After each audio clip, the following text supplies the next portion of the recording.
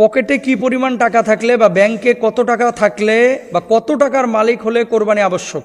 2 নম্বর লিখেছেন যে কোরবানি একাকি দেওয়া উত্তম নাকি সবাই মিলে একসাথে শরিকানায় কোরবানি দেওয়া উত্তম। দুটি প্রশ্নের উত্তর আমরা এখন জানবো ইনশাল্লাহ। 1 নম্বর, আল্লাহ রাসূল সাল্লাল্লাহু আলাইহি ওয়াসাল্লাম বলছেন, মান দাহা সাআতান ওয়া লাম ইউদাহি ফালা ইয়াকরাবান্না মুসাল্লানা। যে ব্যক্তির সামর্থ্য আছে কোরবানি দেওয়ার অথচ সে কোরবানি দিল না, সে যেন আমার ঈদগাহের ধারে কাছে না আসে। নাউজুবিল্লাহ।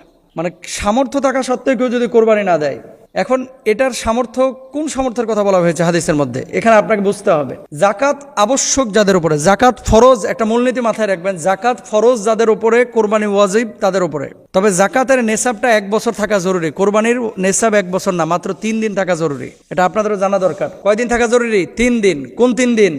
জিলহজ্জের 10 তারিখ, 11 তারিখ এবং 12 তারিখ। এই 3 দিন যদি পরিবারের খরচের বাইরে নেসাব পরিমাণ সম্পদ আপনার কাছে থাকে। নেসাব কি? 52.5 তোলা রৌপ্য, 7.5 ভরি স্বর্ণ। 7.5 ভরি স্বর্ণের মূল্য কত? 7.5 ভরি স্বর্ণের মূল্য এখন প্রায় 7 লক্ষ টাকার মতো। আর রৌপ্যের মূল্য কত? রৌপ্যের মূল্য 52.5 তোলা রৌপ্যের মূল্য 60 থেকে 80 হাজার টাকা। তো ইসলামিক স্কলাররা রৌপ্যের মূল্যটাকে স্ট্যান্ডার্ড ধরতে বলেন। কেন? তাহলে আমলটা সমৃদ্ধ হবে। জাকাতের ক্ষেত্রে রৌপ্যের মূল্যটাকে গ্রহণ করতে বলেন। কেন? যাতে করে গরিব লাভবান হয়। তাহলে আপনার কাছে যদি 60,000 টাকা সমপরিমাণ অতিরিক্ত টাকা থাকে এই 3 দিন, 10, 11, 12, এই 3 দিন যদি এই পরিমাণ টাকা থাকে, তাহলে আপনি কোরবানি দিবেন। আপনি বলবেন যে হুজুর 60,000 টাকা আমি কি কোরবানি দেব? 60,000 টাকা আপনি তো একটা ছাগল কোরবানি দিতে পারেন। 20,000 টাকায় ছাগল পাওয়া যায়, 22,000 টাকায় ছাগল পাওয়া যায়, 15,000 টাকায় ছাগল পাওয়া যায়। আর আপনি যদি বলেন যে না আমি দিব না, তাহলে বোঝাপড়া আল্লাহর সাথে হবে আপনার। এখানে তার হুজুর জোর করে আপনাকে বলতেছে না যে জবাই করেন। আর যদি আপনি 7 লক্ষ টাকার হিসাব করেন স্বর্ণের মান হিসাবে, তাহলে কিন্তু অধিকাংশ মানুষের উপরে কোরবানি আবশ্যক না। 7 লক্ষ টাকা কয়টা মানুষের আছে? অধিকাংশ মানুষের উপরে কোরবানি আবশ্যক না। কিন্তু রাসূল সাল্লাল্লাহু আলাইহি ওয়াসাল্লামের হাদিস, যে সামর্থ্য নেই তারপরেও যদি কেউ ম্যানেজ করে কোরবানিটা দেয়, আল্লাহ সুবহানাহু ওয়া তাআলা ওই কোরবানির সওয়াবও দেন। সুবহানাল্লাহ। এখানে আরেকটা বিষয় আছে, কোরবানির সওয়াবটা কি? যেই পশু আপনি জবাই করতেছেন, এই পশুর রক্ত গড়ে মাটি স্পর্শ করার পূর্বে আল্লাহ রাব্বুল আলামিন আপনার জীবনের গুনাহ খাতা মাফ করে দেবে। সুবহানাল্লাহ বলেন। এবং প্রত্যেকটা পশমের বদলতে আল্লাহ সুবহানাহু ওয়া তাআলা একটা করে সওয়াব দেবেন। এক্ষেত্রে কিন্তু মানুষ উদাসীন, বুঝছেন?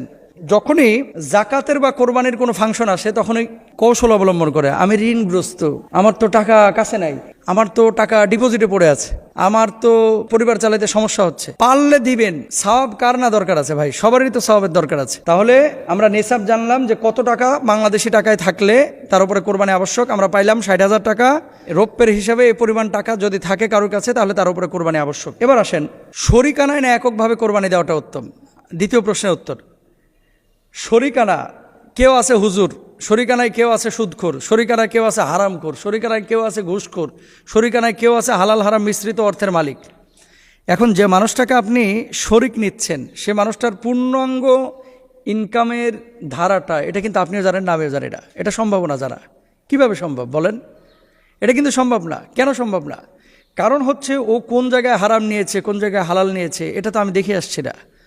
আপনি ধরেন হালাল টাকায় পশু কোরবানি দিচ্ছেন, একটা গরুতে 1 ভাগ নিয়েছেন, আরেকজন সুদখোর 1 ভাগ নিয়েছে। মাসালাটা নিয়ে যদিও মতবিরোধ রয়েছে, কিন্তু হানাফি মাযহাবের অধিকাংশ ইসলামিক স্কলাররা একমত যে এক্ষেত্রে এই হারামখোরের কারণে সবার কোরবানিটা প্রশ্নবিদ্ধ হয়ে যাবে। তবে মিশরের কয়েকজন ইসলামিক স্কলার তারা বলতেছেন যে না, যে ব্যক্তি হারাম খেয়েছে শুধু তার কোরবানিটা হবে না, আর যিনি হালাল খেয়েছেন তার কোরবানি হয়ে যাবে, কারণ তিনি তো আর জানেন না। তাহলে সেক্ষেত্রে আপনাদের কাছে আমাদের রিকোয়েস্ট বা পরামর্শ, সেটি হলো, দেখেন গরুই কেন আপনাকে কোরবানি দিতে হবে? গরুই কেন আপনাকে কোরবানি দিতে হবে? গরুর ভাগ এখন মিনিমাম 15,000 টাকার নিচে সাধারণত কোনো গরুর ভাগ নাই, ছোট গরু হলো। আর ম্যাক্সিমামই 25,000, 22,000, 23,000 এরকম। তো আপনি 25,000, 22,000 টাকা দিয়ে এক ভাগের টাকা দিয়ে কিন্তু একটা ছাগল পান। আল্লাহ রাসূল সাল্লাল্লাহু আলাইহি ওয়াসাল্লাম অধিকাংশ সময় তিনি কিন্তু দুম্বা কোরবানি করেছেন, মানে এই যে ছাগল জাতীয় পশু কোরবানি করেছেন। একটা নিজের পক্ষ থেকে, নিজের জন্য, আর আরেকটা হচ্ছে উম্মতের পক্ষ থেকে সওয়াবের জন্য আর কি করেছেন। তো রাসূল যদি ছাগল টাইপের পশু কোরবানি করতে পারে, তা আপনি আমি কেন খালি গরুর দিকে ঝুঁকতেছি? হুজুর গরুর গোস্তের স্বাদ বেশি, এই জন্য খালি গরুর দিকে আমরা ঝুঁকি। হুজুর গরুর গোস্তটা একটু খাইতে ভালো না, জিব্বার স্বাদের লাগে যদি সুদখোরের সাথে ঢুকেন, ও তো আপনার কোরবানিটা বরবাদ করে ফেলবে। এই জন্য আমরা খেয়াল করব, কোনো সুদখোর ঘুষখোরের সাথে আমি কোরবানি দিব না। দরকার হয় ওই মাদি ছাগল দিয়েও কোরবানি দেওয়া যায়, কিন্তু মাদি ছাগল পেটে বাচ্চা না থাকলে।